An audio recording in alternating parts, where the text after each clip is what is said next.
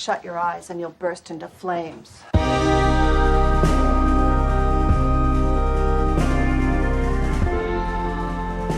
Hello, and welcome to The Lodgers. Once again, my name is Simon Howell. I'm joined, as always, by Kate Rennebaum. Hello, everybody. And our guest this week is Connor Denney. Hey there. This week, we are talking about the 5th and 6th episodes to air of Season 1. That's Cooper's Dreams, directed by Leslie Linka Glatter and written by Mark Frost. And Realization Time, directed by Caleb Deschanel and written by Harley Payton. Before we get any further, a couple of brief sort of house cleaning notes. First of all, we got an email the other day. We got our first piece of it didn't actually say anything yet. It was someone looking to figure out how to contact us. So that means people actually want to contact us, which is neat. Yay!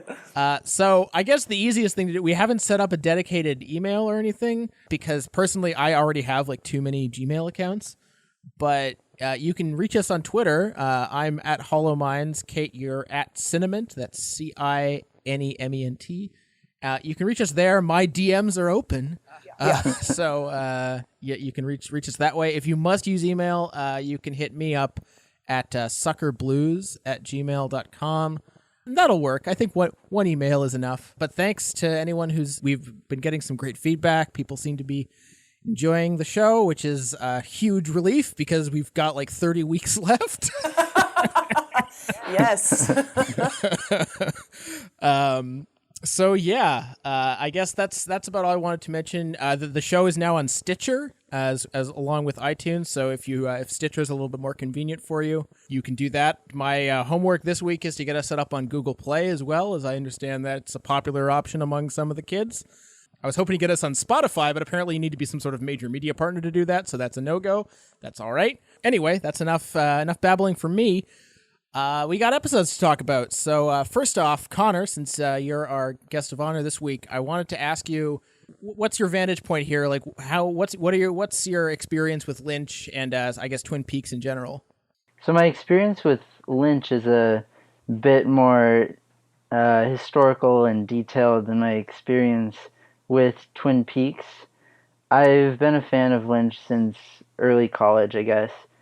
I will say, and one thing that I'm sure will come up throughout this conversation is that I have historically been more of a fan of Lynch's more, I guess, experimental, or the films that he works with that are more about doubling of characters like Mulholland Drive, Lost Highway, to an extent Eraserhead, and less so of his more Americana-inspired works, like Blue Velvet, actually, and The Straight Story, and Twin Peaks, largely. And so I've been sort of understanding more of the impulses that he has with that side of his work through the episodes that I've seen so far. So it's been a productive viewing so far. I think, you'll definitely connect. Simon and I are both very much, I think, in agreement with you on that. That's probably where our fascination with Lynch lies, too, a little bit. Right, Simon?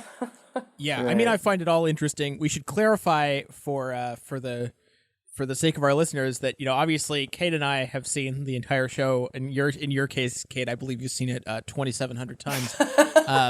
But Connor here has only seen up to the episodes that we'll be discussing today, which puts us in a new and exciting position of holding informational power over you.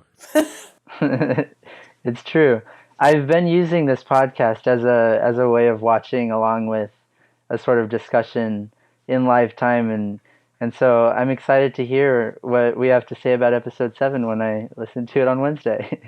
This is awesome. So, I'm kind of interested, Simon, if do we want to ask Connor maybe just what his general experience of the show has been so far as somebody who's familiar with Lynch, but maybe kind of new to Twin Peaks? Like, what's your experience of the show been so far, Connor?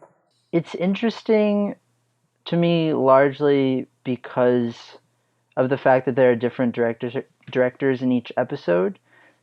I'm used to seeing Lynch's movies through a lens of what is Lynch adding to this. I think that more than a lot of directors, you can sort of see patterns in his work that refract across different works, whether it's the sort of Americana-focused works like The Straight Story or something that's completely different like Mulholland Drive.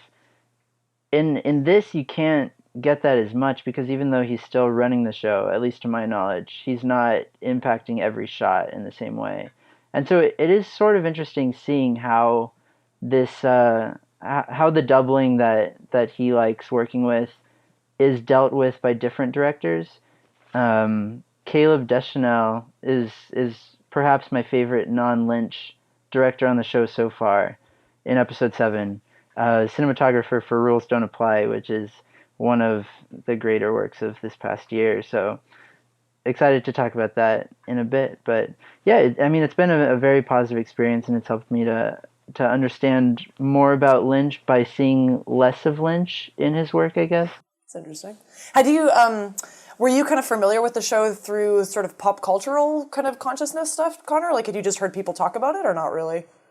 Not much at all. I knew what it was. I knew that it existed, but that's about it. Just so listeners know, like I've met Connor because I've taught him in the past, and as someone who encountered Twin Peaks when I was a teenager, I guess, for the first time. I was too young to watch it when it was first on television. I've had a number of experiences now where I try to talk about it with people in their 20s, and I'm quite surprised how little people below maybe a certain age know about the show, how it actually really isn't that familiar for people below a certain age. So it doesn't really surprise me that it was kind of new entirely for you, Connor. Right. And frankly, I was born after the show finished by a couple years, so that may have been part of it as well. Oh, damn, I feel old. God, damn. Exactly. It's true. Well, yeah, so Simon, I don't know, should we start talking about individual episodes? Yeah, let's do that. Let's start with the first episode, Cooper's Dreams, so that would be the logical place to start. A little bit of preamble for anyone present who may not know. Leslie Linka Glatter, I don't know about her pre-Twin Peaks work, but she has gone on to have a very impressive TV CV. The two highlights I wanted to specifically mention were Q&A for Homeland and Guy Walks Into an Advertising Agency on Mad Men, which were two of the very best episodes, not only of those series, but like of those years, respectively, of television that they aired. Those may have even been the same year. Yeah, those are just both really, really stunning episodes, and I assume that people have gone to her for these particularly intense episodes because they're familiar with her work on things like Twin Peaks. And I guess I wanted to start off by talking about her style and her energy for this episode, which feels and is very, very distinct from previous episodes. And I think that the thing that I specifically latched onto was her focus on sort of key objects and the way, like, instead of just doing like a typical shot reverse shot or a typical transition, she'll go from a conversation to like to focusing on like a key object in either in the frame we're already looking at or sort of like elsewhere in the same room to go to transition to a new thought. The key examples of which were like tracking the donuts, which is like getting just a really, really awesome concept, as well as that very strange moment where Madeline orders a cherry Coke, which she doesn't drink, and that ends up being the key image that takes us forward from there. Just a very different energy. Yeah, I mean, I think there's a couple of things that I would notice about her. Certainly there's the choice that she makes out that stands out quite dramatically, which is twice in the episode you get the framing of first it's 3 characters, and then the second time it's 4 characters, the framing of their heads all in relief against each other as the 4 men come into the frame. And it is such a kind of iconic image on one sense, but it also it almost feels like it shouldn't work. Like, it's so unusual compared to what the sort of aesthetic of the show is normally. And yet, I don't know. I mean, I think it does. Like, I think she is kind of maybe one of the people who's smart about using the freedom that you can get away with a Lynch show. I mean, for people who aren't don't do television studies or something. I mean, one of the ways of thinking about television directing is normally that you have a kind of showrunner set up an aesthetic kind of template for a show in the first few episodes, and then directors come in, and the director's job is to really mimic and kind of work within the template that has been set up at first. And I mean, people more or less do that on Twin Peaks. Like, it works more or less. I do think that the Linka Glatter is smart about both toning some things down, like she's not doing too much, but she also senses maybe that you can do sort of slightly more unusual shots, like these shots with the four men all lined up right against each other, which is quite an unusual image for a kind of television show. Yeah, I don't know. There was the other thing I wanted to say about her directing style is I think she has a really good sense of like how to use kind of bodies in the frame in an unusual way. And the scene that I'm thinking of particularly is the scene early on at Renault's apartment, where you have Cooper being hoisted above the other detectives as he's pulling the Flesh World magazine out of something that we're never even clear what that is. I mean, is the Flesh World magazine hidden like in the light fixture or something? It's never even clear.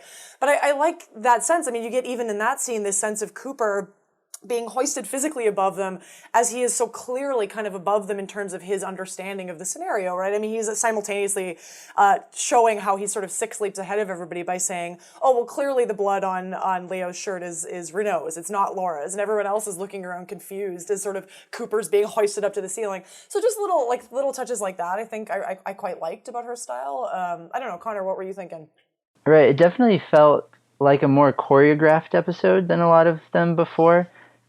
From characters' movements, I mean, you have people who walk into the frame right as somebody else stops talking, and then they start talking so that it doesn't miss a beat without having to make a cut. In past episodes, they would have had to cut, I mean, which obviously isn't bad, but it's just a different rhythm that I appreciated with this one.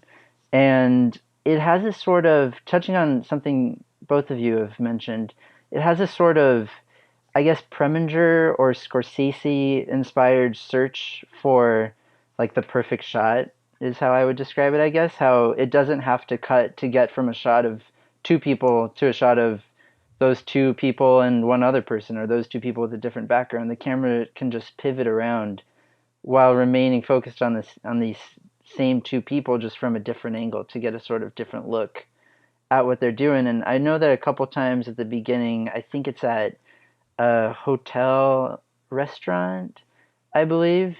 It does Great that Northern, where right, where somebody will walk into the frame in the very distant background as a conversation's still going on.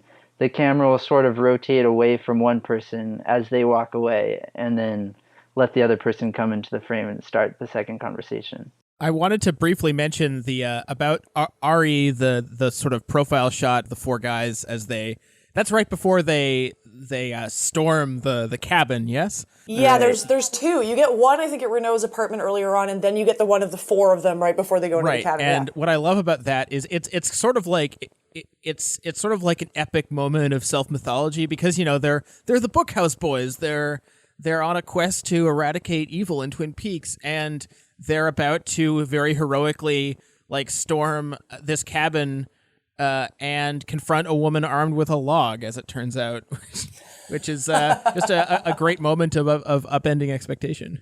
Yeah, I love that way of putting it. I think that's sort of what I was trying to get at with when I was saying it was iconic. I think that idea of self-mythologizing is great. And it, I don't know, it brings up a point that we can either talk about later or I just wanted to throw in now because I've been thinking about it for the last couple of weeks, but is maybe this question about the role of the Bookhouse Boys in the show and how the show is dealing with like the role of law, the role of rule. I mean, this idea that the Bookhouse Boys are basically like an illegal vigilante group that sort of get to do whatever they want, and every time Coop runs up against a kind of a legal element that he doesn't particularly like, they just sort of go to the Bookhouse Boys, and we can talk about that in the second episode because I guess that's one that really picks up. But I do think there's something interesting about that in relation to that maybe self-mythologizing aspect of that shot, which is an interesting connection. Right, which I think relates in a way to my personal fan theory that Coop is actually a really, really good person. Like, I mean, he doesn't exactly seem that way. And in the first few episodes, I thought he was going to be almost intolerable to watch every week. But he is just so friendly to everybody. He never really says that anybody's wrong, even if he disagrees with everybody all the time. And so when he, who's maybe the most rule-abiding and rule-respecting person on the entire show, learns about this entire vigilante group, he treats them as just his buddies, as just people who are having some fun. I mean, they're essentially torturing someone. And yeah, right, with what's his name? I know what's his name? Right. The Renault brother, the other one, Bernard Renault. Yeah. Right. And he's just like, oh, this is great, guys. We're gonna have so much fun together. Honestly, that had never really occurred to me. What I did notice, I'm going to apologize in advance for skipping between these two episodes a little bit, is what I really picked up on is the fact that Cooper really treats being in the FBI like he's in a holy order. And that really comes out in these episodes, especially the opening of the second episode where he's talking to Audrey about how, I'm in the FBI, and that means we have certain moral standards. And like, what reality is this? Right. Yes. I wanted to mention that as well, Simon, because I think it plays interesting. Like, we've talked a couple of times on the podcast about the role of the FBI and, in the early 90s, and maybe this sort of this sense of like an increasing skepticism towards the government and the FBI being able to kind of stand in for that somehow. And I think like Lynch is definitely down with that, but he's also doing something else, which is, using this idea of the Federal Bureau of Investigation as this space of like the moral high ground or something, which is a really unusual choice for anybody who like knows anything about the history of the FBI as an organization. Like that's not really what's happening in the FBI. And yet both Coop and kind of Gordon Cole later, who's a character later, end up, really embodying this idea of the FBI as a space for people who've taken a certain code of order and are treating the world a certain way. And I do think that ends up playing interestingly against this idea of Coop's kind of loosey-goosey relationship sometimes to the law. Like, for example, the other time that this occurred to me is in the sequence where you get Coop throwing the rocks at the bottles in one of the previous episodes. And that being a kind of like investigative pointer towards people like Leo. And I mean, to think about it now in 2017, the idea of like a policeman throwing a rock at a bottle and being like, oh, well, I'm going to investigate this guy because I hit a rock with a bottle is a little, like, that's a little upsetting, right? I mean, it's this idea of sort of like the lack of legality there is a bit frightening. And yet the way that the show puts so much kind of faith in Coop as someone with an interior kind of moral code, I think often lets them get around that, but it's still problematic a little bit sometimes. Do you ever think about like the Law and Order episode that would follow from Twin Peaks, like how that would go, like in court? Yeah. Well, actually, I have some things to say about like the role of kind of clues and stuff. I suppose in this episode, it's actually Cooper's dream, so I guess I could bring that up now. But did anybody want to add anything else about the first part there? I will say one thing. I think that the fact that Coop is sort of an outsider to this town gives him that advantage that the rest of them don't have. I mean, he's from the FBI. The foremost trait, I guess, that he has compared to a lot of them is that he's from somewhere else. He's a little more worldly on the outside, a little more experienced. He hasn't been raised solely in this small town that he's never left, like surely a lot of the other characters. And so when he does throw the rocks to figure out who he's going to investigate, and when he does have a dream that tells him ostensibly who killed Laura Palmer, people believe him, or at least think he's onto something, just because of the fact that they don't really know everything that he's been. For all they know, that could very well be what people do outside of Twin Peaks, Washington. That's an interesting way of putting it. I've actually kind of never really thought about that before, that the show is maybe playing a little bit with that idea of the credulousness that sort of is automatically given to kind of like the urban experience over the rural experience, that Coop is someone from this kind of, it's implied sort of urban space. You actually never really know very much about where Coop really comes from, but it's implied that he is very worldly. He is from this sort of like non-rural space. And like, as someone pointed out earlier, like he doesn't even show anybody his badge. He's just automatically given this like level of knowledge about everything, which that's interesting. I hadn't thought of it that way before, for sure. To briefly go back to the FBI thing, like his conception of what the FBI is and how FBI agents should behave, it feels very much like how the FBI probably talks about the FBI. But like, I mean, really only the FBI knows their own true history. But there's an interesting reality gap there. the other funny point about the FBI at this point, which you notice more going back to Twin Peaks now, is this is clearly this show is filmed sort of before the like iconography of the FBI like took hold so much, which I think again has a lot to do with the X-Files. But you notice the fact that Coop's FBI jacket is not what FBI jackets look like at all. Like they clearly just gave a costume person a blue windbreaker and were like, embroider the letters FBI on that. It actually is not what an FBI jacket looks like. You have like giant FBI letters in a kind of weird font that is not, you know, the more sort of Helvetica-ish font that the FBI uses. Anyway, I think that's funny going back to it now that it's pre the way everybody understands the FBI to look. The show is before that. But anyway. Right. But that also kind of subconsciously supports the fact that, and I'm sure this wasn't on purpose, the fact that so many of these characters are sort of playing detective. Not just the Bookhouse Boys, but especially in the second episode, like everyone's getting in on the action. Everyone's undercover. Everyone's like assuming disguises. Everyone's like taking new names. I mean, from like Audrey to Joan to, of course, Madeline. It's really running rampant. Like they really have a problem with amateur law enforcement.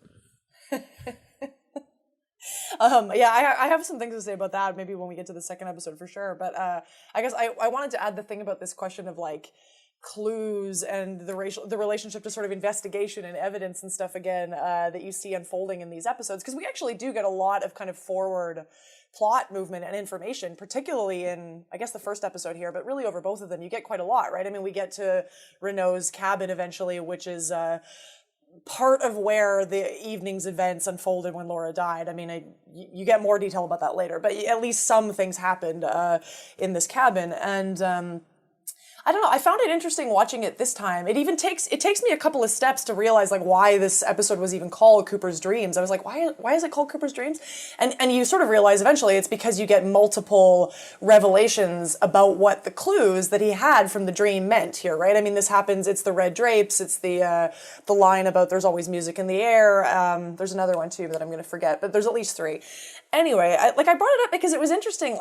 I think there are so many things that they're doing in this show in relation to Coop and the kind of investigation stuff that ends up putting a lot of stock in a kind of knowledge and a sort of like the clues, I guess, these empirical kind of facts that are not, they aren't about like a directive force on the investigation. Like the things that Coop learns are so rarely about, you know, telling him go investigate this or this so this means this person did this. Instead, it's these kind of clues that are much more useful retrospectively, right? Like you get this form of almost prophetic knowledge where Coop has all of this knowledge, but it doesn't necessarily tell him what to do, or it doesn't tell him like where to go or what to see. Instead, it becomes something that's revealed to have made a certain kind of sense after the fact, which ends up, almost sort of picturing him as kind of like a prophet or a visionary or something, which I think is a really interesting way to frame an investigator. I don't know. What do people think about that? I think it relates in a way to Lynch's tendency to abstract objects into what they mean, or maybe not so much what they mean, but what they mean to a viewer or to the culture.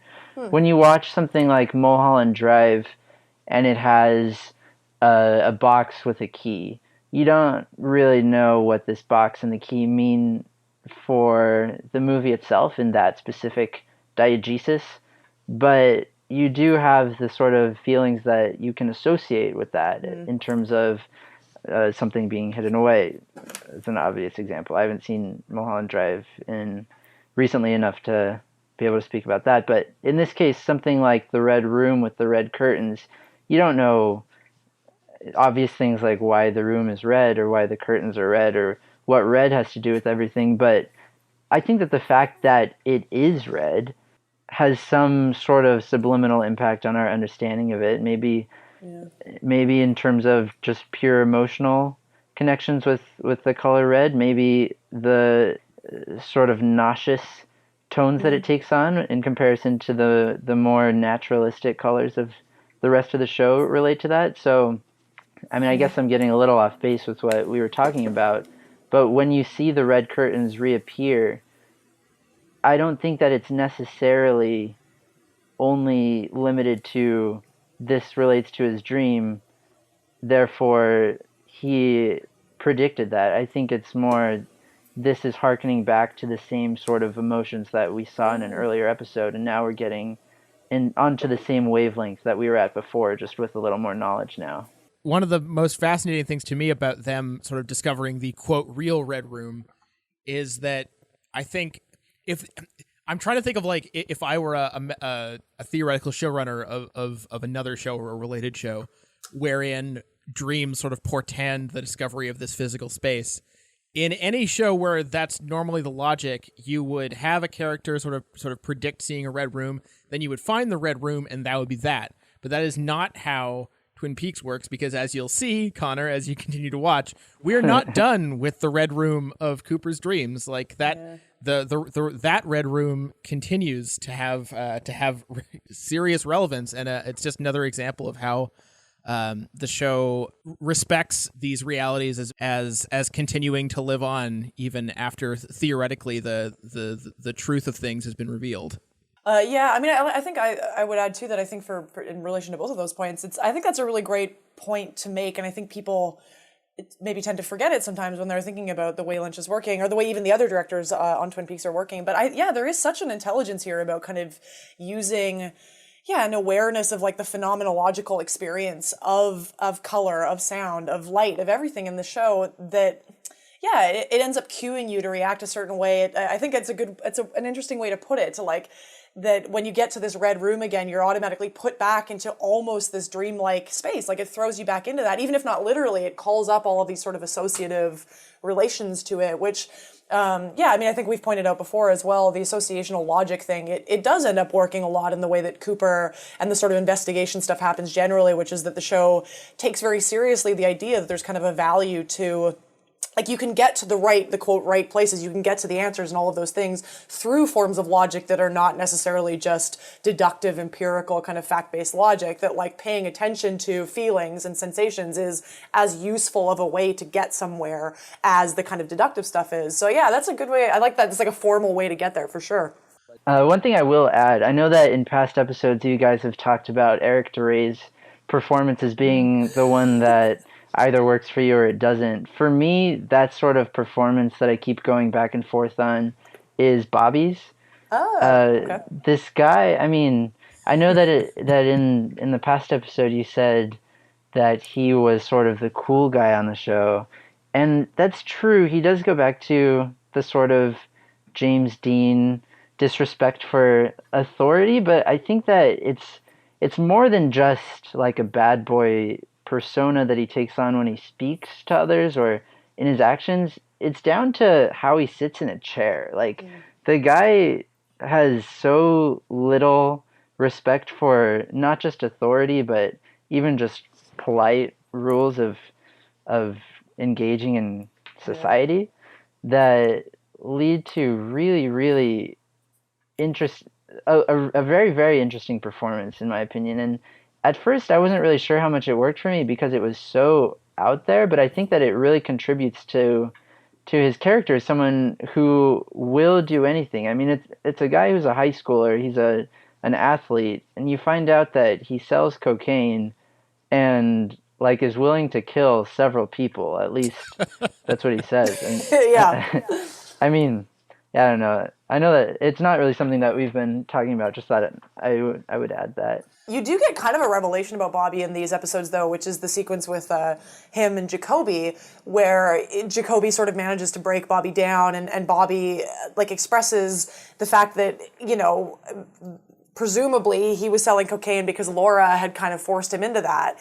I mean, whether, you know, you believe that at this point or not is open. But I mean, I think certainly the Dana Ashbrook's performance as Bobby in that sequence, I find it quite convincing. Like the way he talks about, you know, Laura as sort of always trying to escape and saying good people, you know, we want to be good, but we all get sucked back down into this kind of hell. And like, you can kind of see like just how broken down maybe Bobby has been by this relationship with Laura, which I think that's really fascinating. I mean, I think Dana Ashbrook is great in that regard for sure. Right, which definitely relates to his performance as so extremely exaggerated and out there that it becomes very obvious that he's acting, and it becomes a very constructed performance that I think it was episode 7, you get the explanation of why it feels so constructed, and that's because he was broken down and just had to come up with some sort of set of characteristics to make him into the person he wished he was. Yeah, I think that's a great way of putting that, absolutely. Since you've already mentioned that scene, it feels like this is really where the show starts to really complicate its characters' relationships with Laura. She's really like only 6 episodes in, she's really morphed from being like the beautiful victim to being sort of like a departed villain almost. Like if like an unwitting one or an involuntary one. In other shows, this is really a problem, like especially on The Killing. They pile on so much like retroactive misery in the life of the victim that it becomes like it can't help but feel like victim blaming. But this show is doing something way more complicated. Yeah, Laura, like I think somebody mentioned this already on the podcast, but yeah, this sense that we have of like, even as we kind of constantly feel like we're never really given access to sort of a true understanding of Laura, like we always just sort of see like someone else's different understanding of her from scene to scene, there is still a real sense in which she very clearly has agency. Like even as this sort of haunting figure after the fact, like she's given a level of like control almost and presence in people's lives, which I think is really unusual for a television show's relationship to its like absent victim center, you know? There was a couple more things I wanted to throw in about episode 6. So one thing that I thought was fascinating, and I don't think I'd ever noticed it before, but here at the beginning of this episode, you get something that later people start thematizing more and more, which is when you're at the Great Northern and Coop is like having his morning conversation with whoever, you get a convention happening in the background, like people meeting. And later this becomes something of a joke, like people start turning it into a silly thing. But here it's still just sort of very kind of subtle, like world building thing. And the convention that's happening in the background at the beginning of this is a convention of people involved in the American Indian movement. Like it's a group of Native American men sitting around kind of talking about this thing. And I mean, like that kind of stuff I find really interesting. Like there is a way in which this show does such a good job of sort of like subtly pointing out its relationship to the part of the world that it's supposed to be set in, right? Like it's supposed to be set in the Northwest, it's supposed to be set in this space, and like acknowledging that stuff in a way that I think sets it out as unusual, especially because more and more in these particular episodes,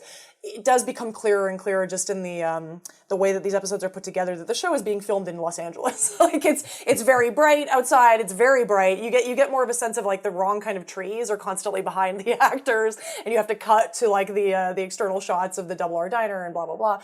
Oh, one other thing too. This is the first episode that we have that was written only by Mark Frost. So all of the other ones up to this point have been written by Mark Frost in conjunction with Lynch if they were writing the episodes.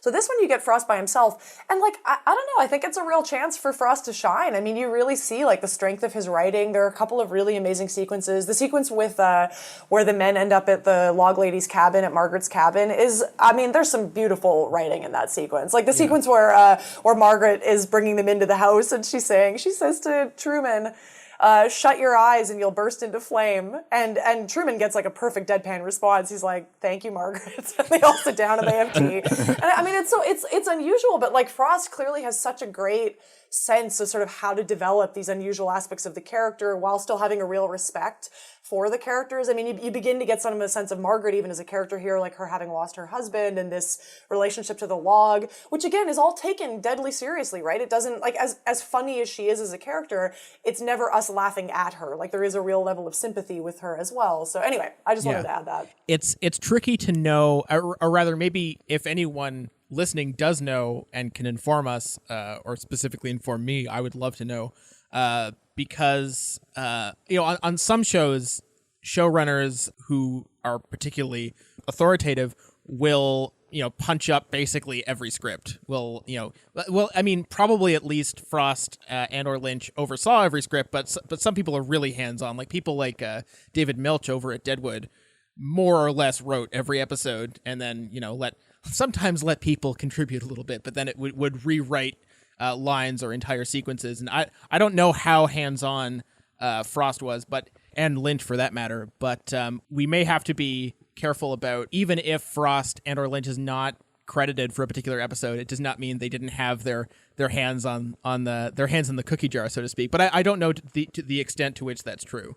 I haven't read anything specifically dealing with that. I did read something that I guess kind of speaks to it, which is that I know that they made a choice to write the episodes sequentially. So rather than sort of assigning different episodes to writers early on and just letting people write based on some storyboard or something, they would write a whole episode and then move on to writing the next episode, which, people have already sort of mentioned allowed them to kind of build on things that they had just noticed in the previous episode, right? So there's like an organic development there that's, I think, kind of unusual in television shows. So one imagines that if that is what was happening, Lynch and Frost must have at least been somewhat like nominally involved in overseeing this, because if a writer is sort of just writing based on what, like, obviously there was an overall direction which Lynch and Frost were involved in deciding, but I do get the sense that they must have had some kind of hands-on relationship there if people were building them one after another. Since I guess we're now moving on to the next episode, I wanted to start by talking about Audrey, because I feel like we have to. First of all, I just forgotten how just generally incredible Audrey is as a character. I just totally forgot about all the shit she pulls in this episode,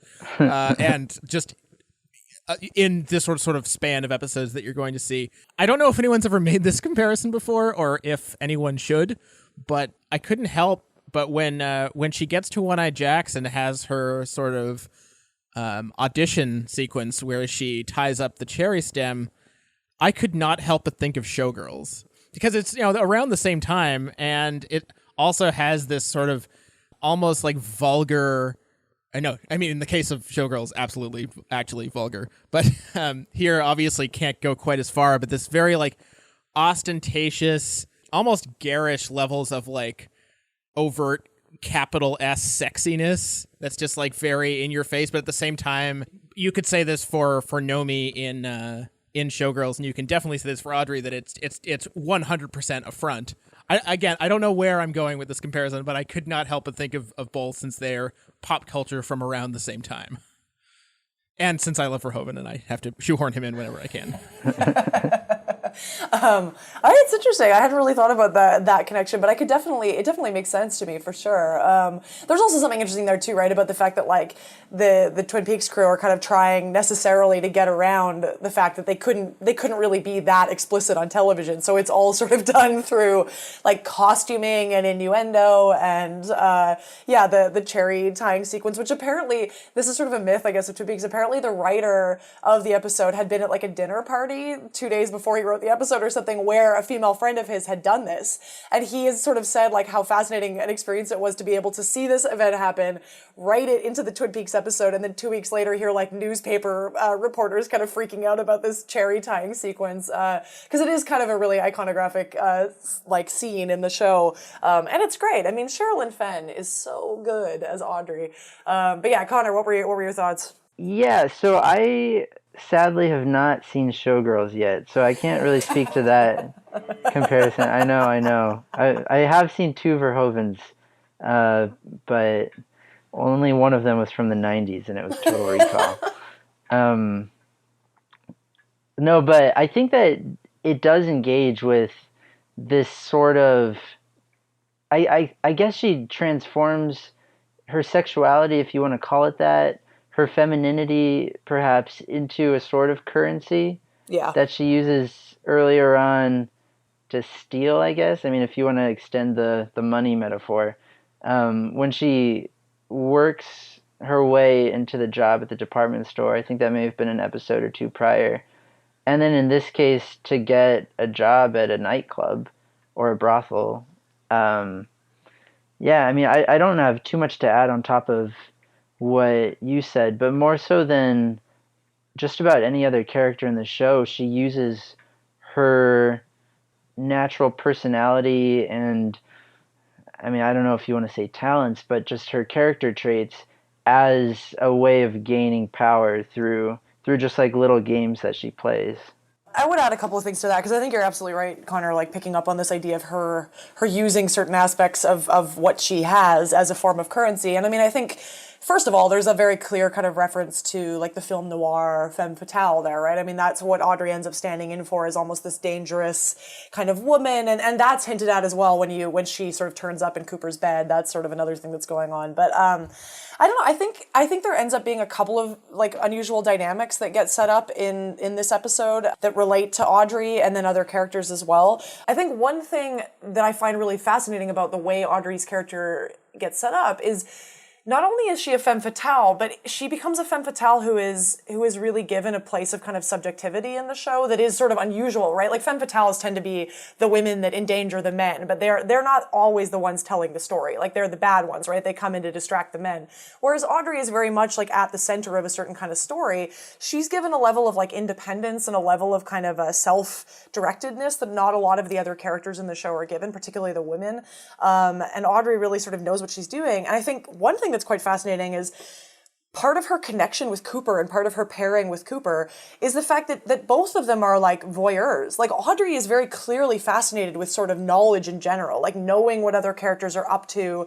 She has like a real ability and a real fascination with sort of seeing what everyone else is doing. She's the one that's constantly spying. I mean, that's a really unusual dynamic, like a femme fatale who's kind of also a voyeur. Like I think that's that's really interesting. Yeah. This is sort of a shallow point, but I just wanted to point out that this show really predicts late capitalism because Audrey's only in high school and she's already got 2 jobs. Yeah, and one of them is effectively being a prostitute, although that does not, that she backs away from that, which is for her, all the better. The other thing I wanted to add about Audrey, though, that I think takes us into more of the episode, and Simon, you picked up on this, you mentioned this already earlier, which is this sort of, the fact that all of the characters here start becoming their own form of investigators, right? Everybody starts trying to, like, solve the crime and figure out things about what happened to Laura.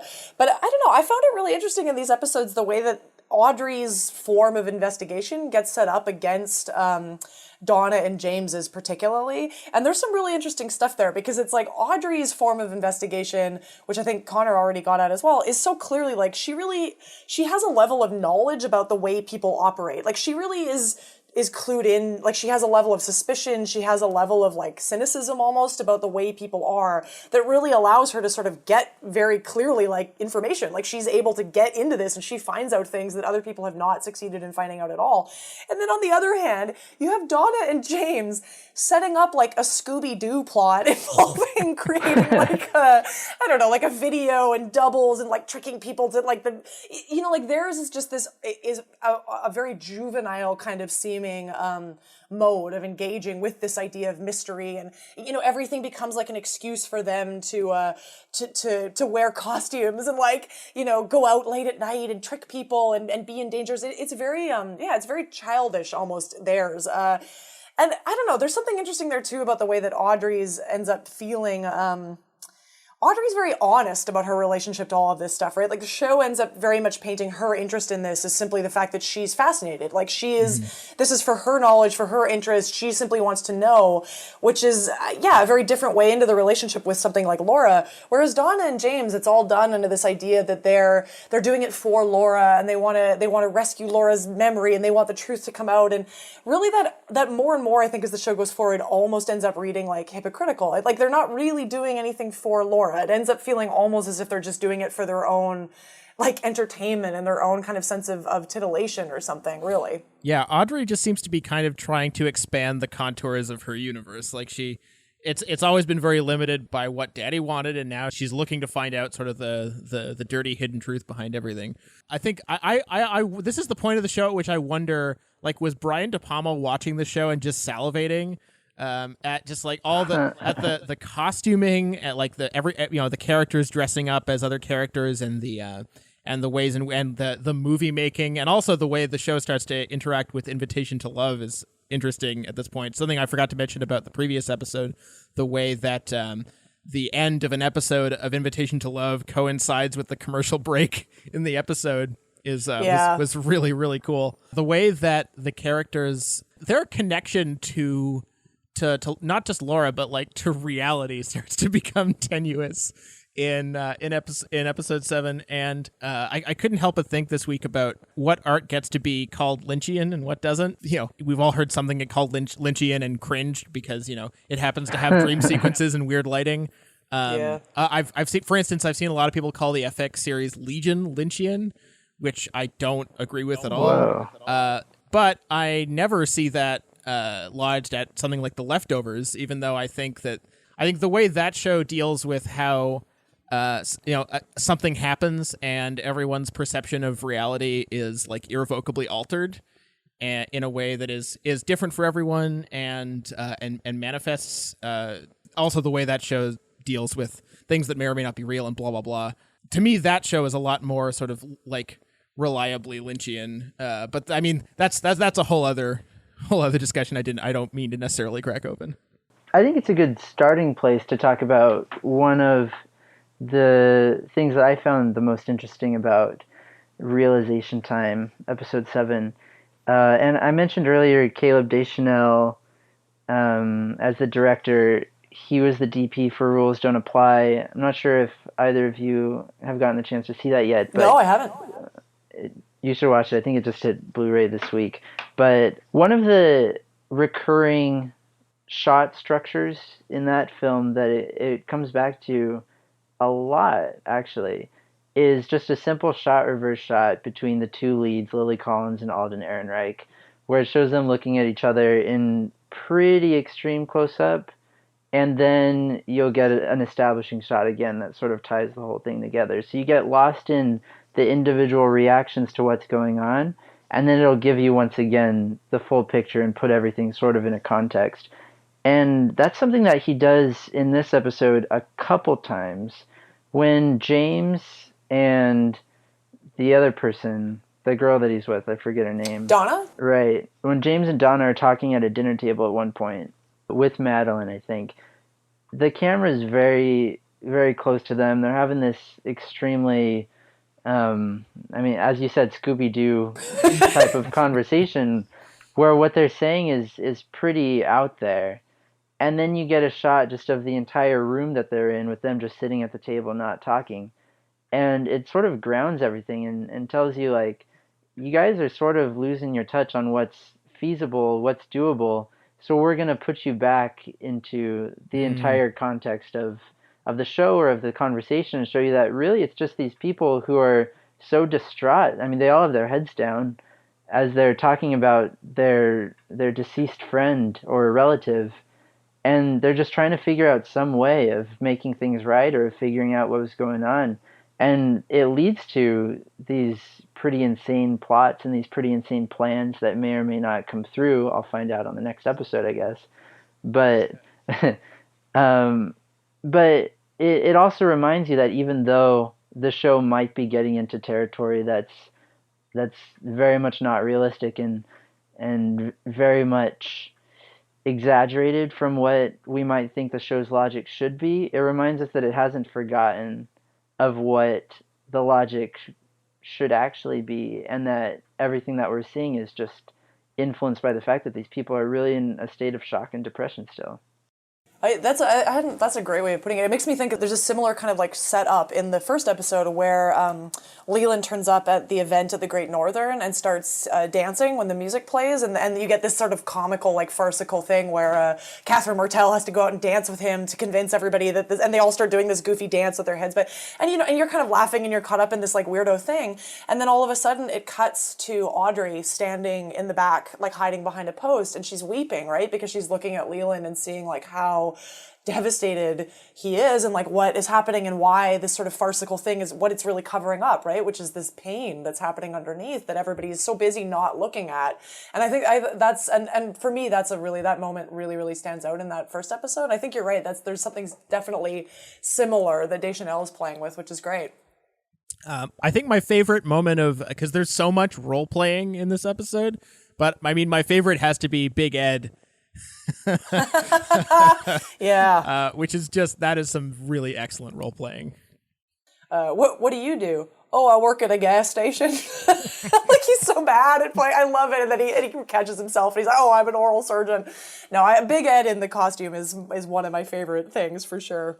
Yeah, that's a really, really great comic performance, which I don't think he gets enough credit for. He is very wonderful, Big Ed. He's hard not to love. Him and Norma, they're hard not to love and root for as characters, right? The only other, I think the last sort of image that I would be remiss if I did not mention is the blood and feathers on the donuts. Oh, of course, which is classic, fantastic, and it's not really like it's not an image that I've seen people bring up, but to me it's like the standout iconography of the episode, even more so than the cherry stem, which is like a great scene, but I don't see it as connecting to any of the themes in the same way. The blood and feathers on the donuts was one of the images that struck me the first time I watched the show the most. Absolutely. Like, I don't know if anybody remembers, people listening now, but I think the DVD sets that were made available maybe 10 years ago, would sort of take an image from each episode, and the donuts and blood was one of them. And I remember even just leading up to that episode being like, oh my God, what is happening with these donuts? Like, I couldn't wait to get to the image of the blood on the donuts and find out what was going on. I think it's a genius. That whole sequence is kind of amazing. Like, it could read as so silly, right? The idea of a bird as a witness, like the bird is going to reveal something. Again, it plays into almost the jokey quality of a lot of the investigation here, right? Like, it's a bit silly. And yet, when they come in and the bird has been shot and Coop is playing the tape recording back, it's so chilling. Like, something about this, again, this mimicking of Laura's voice, the bird mimicking Laura's voice and narrating like this really painful, awful event that's happening. There's something so unsettling about that and so unusual. It's great. There's a lot of simulation of Laura happening in this episode, right? I mean, with the amazing sequence where they drag Jacoby out of the house to get Jacoby to come to somewhere. He's supposed to go somewhere else, but he turns up at the gazebo, and they're filming Maddie dressed up as Laura. I mean, I don't know. There's such interesting stuff with this, like, not just doubling of Laura, but like this tripling of Laura.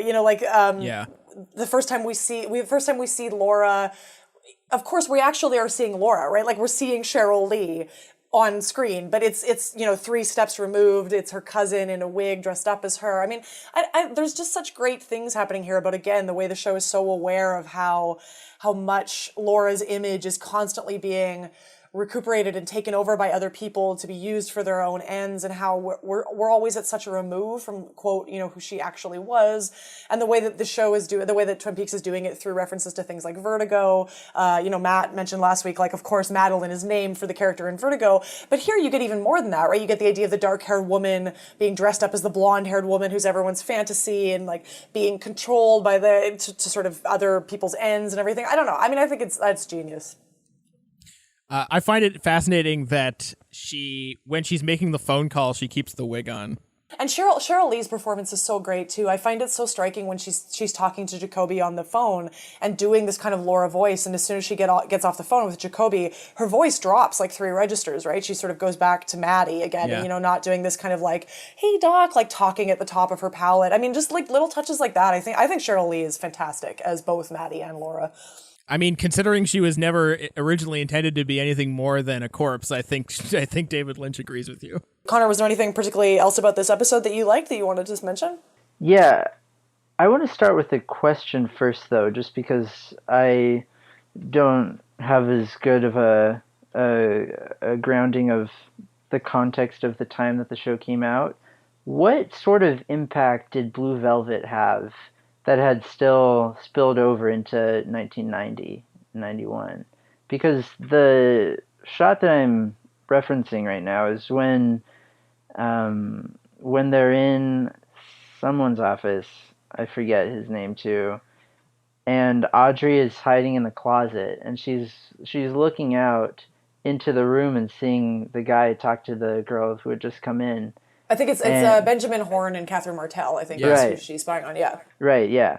It's a shot, if I remember right, that's almost straight out of Blue Velvet, perhaps by way of Psycho.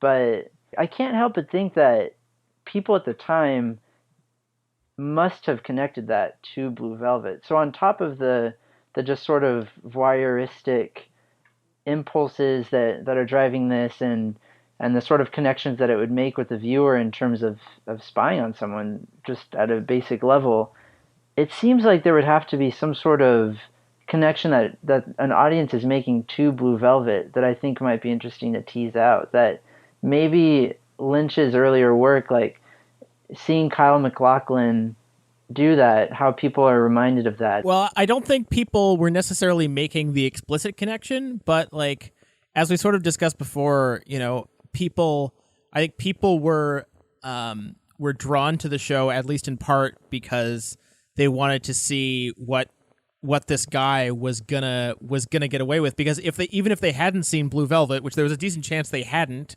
I don't think 34 million people saw Blue Velvet. I don't think that's possible. But 34 million people did watch, 36 million people watched the first episode of Twin Peaks because, at least in part they wanted to see how far this guy was gonna push it. And I think whether or not the viewer has seen Blue Velvet, they watch scenes like Audrey watching this scene play out, and they wonder, I think, when the cut is going to come. Honestly, it's 1990, and the cut doesn't take very long to show up. But there's I think there's a sense of kind of gamesmanship of maybe they're not making that explicit connection to Blue Velvet, but at least not the images of Blue Velvet, but they may be connecting it to the reputation of Blue Velvet, and which was Blue Velvet was pretty controversial, and that's a very nostalgic thought now because we don't do controversial movies anymore. Nothing is really controversial anymore. The only film controversies we can get now is when like IMDb scores get artificially deflated or something, which is much less exciting. Or Silence's especially pernicious white savior narrative that somehow has multiple articles written on. Yeah, or someone spoiled Get Out's Rotten Tomatoes score or some garbage. Good old Armin. Something like that. Good old Armin. Yeah, no, I mean, I think probably what you're picking up on there, Connor, is I think there is some sort of level of self-referentiality that Lynch as a whole participates in, but I think sometimes it's also difficult to kind of figure out where it's self-referentiality and where it's maybe just another version of him and the other people here as well, like engaged in a kind of postmodern general sort of constantly referencing other texts as the main frame of reference for Twin Peaks, right? I mean, here again, we have the kind of Hitchcock, perpetual kind of reference to Hitchcock, which you already mentioned, right? Like it's sort of pointing out the connection to Psycho. I mean, I think so much of that is framing this show that it's almost difficult to tell where that begins and ends. But what else did you want to open that up to for the episode there? It very well may be something as basic as self-referentiality or just like a playful reminiscence of something that he's made in the past.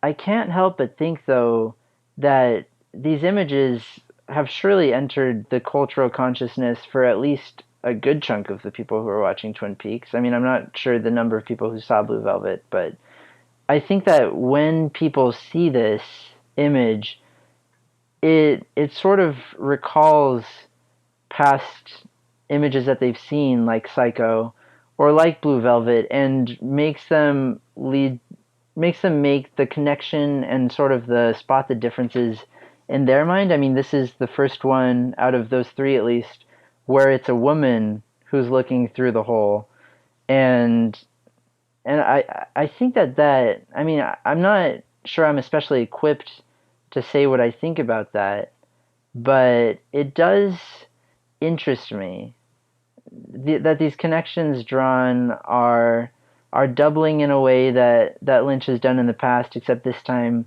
through his work, and that you would have it goes back to the sort of currency that Audrey has with her femininity and with her sexuality, that now is relating to the fact that she's a woman spying on a man speaking with a woman, which is a bit different from the typical voyeuristic inclinations that we've seen in the past.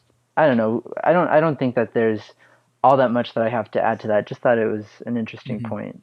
What I find interesting is that unlike, Psycho and Blue Velvet, this is a TV show, and that means that to a certain degree, like, Audrey's kind of protected. Like the things that happen to, Isabella Rossellini, for instance, in Blue Velvet, in terms of like just sheer exposure, like in a way, like that's maybe almost what helps let her sort of experiment and sort of break the boundaries of voyeurism, because there just aren't going to be those literal consequences. But now I'm getting into some truly strange territory. Well, yeah, like I wanted to, because again, I can't say too much about it because I don't want to spoil anything, but I do think there is an interesting kind of set of stuff on the horizon in relation to Audrey, which is here you're being really set up to, again, believe that she has this kind of level of knowledge about the way people operate and the way the world is, like almost a kind of cynicism and awareness beyond her years, even as she is clearly still very much a teenager in a lot of other ways. Like we're supposed to sort of believe that, and yet going forward, we'll kind of realize again just how ill-equipped even someone like Audrey is to be able to really deal with what's actually going on here, right? Like there still is a level of kind of insulation where they're maybe just not, her and Donna and James certainly, are just not really prepared for like what actually is going on there is going to, Audrey's going to fall off that edge in a certain kind of way in later episodes. But anyway, no, it's her, she's fascinating for sure. I don't know what you're talking about. Donna and James are totally together. They're totally with it. They totally know exactly what's happening all the time. They've got it figured out. We end up making fun of them a little bit, but they are still, I think, even in this, I actually forget if maybe it's the first episode that we watched this week, but they still end up being given like kind of a level of authority to speak about sort of some of the thematic qualities of the show. Like you get James giving that speech to Donna in the gazebo where he's talking about his mother who's an alcoholic, and you get this sort of like revelation about why his mother isn't around and what his sort of personal history is, and which again, by the way, I always thought was a really weird missed opportunity that they never end up developing that more later. But but anyway, so you get James talking about this, and you get his speech where he says, like secrets are what ends up killing people, like secrets are what end up hurting people, and I don't want to have secrets. And like this theme of secrets comes back a couple of times. You get Cooper talking about secrets at the beginning of this episode as well. And I don't know, I mean, I think there is something to that. Like again, this place of Donna and James is the sort of innocent core of the show. They do still have a level of awareness around what is going on in the show and what really is hurting people. Because I think that's one of the major ideas of this show, right? Is that secrets, it's so innocuous almost put a sounding, right? Like it's almost childish, like, ooh, secrets. But they are really like violent, deadly things. Like they end up really hurting and killing people here. So I don't know. Yeah. Yeah. That's probably one of the better scenes that involves a lot of James Marshall talking. Yeah, it's true. We should probably be wrapping up. Are there any final thoughts anyone wanted to lob into the podcast sphere before we do that? I guess one last point, we sort of touched on it in the last episode, but the connection to Invitation to Love, I forget which episode it was when Shelley shoots Eric DeRay's character. It's Cooper's Dreams, I think, here. Okay. Well, in Realization Time, you get the Invitation to Love episode where someone shoots someone else in almost an identical framing even. Yeah. But the way that Twin Peaks as a show treats it in the prior episode is very much she was forced to do this. She is shell-shocked by the fact that she had to do this, literally. And in Invitation to Love, he pulls the trigger and he suddenly gets this extremely melodramatic, like, moan look on his face of like, what have I done? and like cue the music coming in. I think that connection between, I mean, Twin Peaks and Invitation to Love have several intricate relationships, as you've discussed in the past, in terms of how they deal with the soap opera register. And in this case, it's pointing out the completely different ways that they deal with something like violence. Twin Peaks is saying this is really, really terrible. And even though the show might be considered sort of controversial, I guess, violent in some ways, it's really condemning the use of violence unless it's specifically necessary. And when it's necessary, it's not seen as, oh, good, you had to kill him, so that's great that you did. It's you had to shoot him. Now you have to deal with the fact that you shot someone, even if your reasons were entirely 100% justified. Whereas Invitation to Love is treating it like a sort of game, as a sort of plot point that people are going to just fall behind and like watching because it's melodramatic, fun entertainment.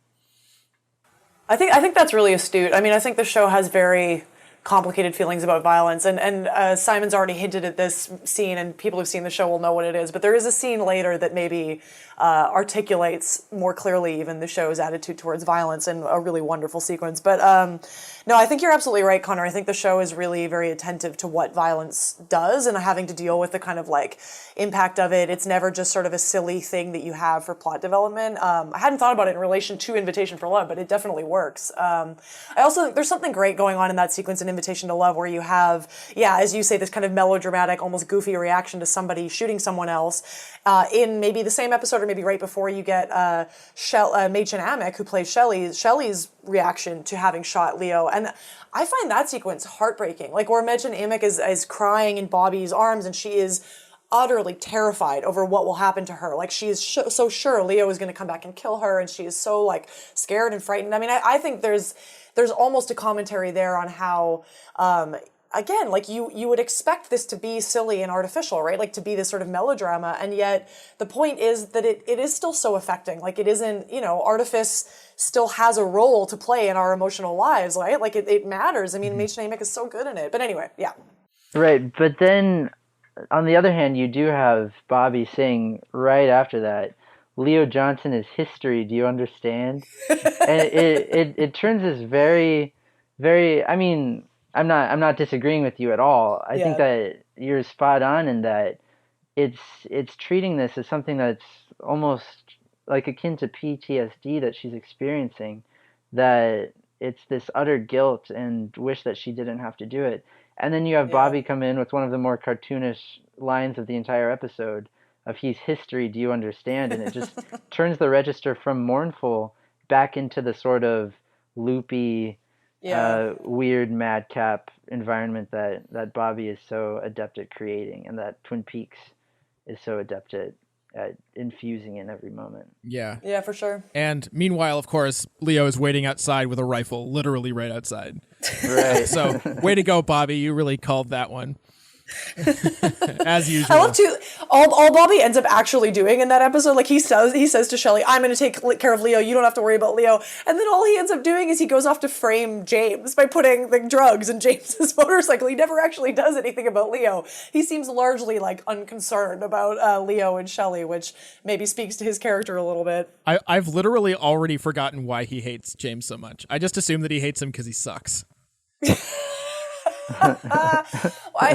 It's supposed to have some vague reaction, like something to do with the fact that Laura was dating James secretly, but how believable that is for Bobby's motivation is a bit dubious. But anyway, right? Because who wasn't she secretly dating? Exactly. Yeah. If by that logic, well, whatever. There's no spoilers, but yes, exactly. He has to murder like half of Twin Peaks now. Anyway, that's probably a good place for us to end up. R.I.P. Waldo, you were a good bird. Connor, are you are you on Twitter? I am on Twitter. My handle is at review of film, which is sort of ironic given that I don't really review films, but I figured that I would have the handle locked down in case someday I do. Nice. So.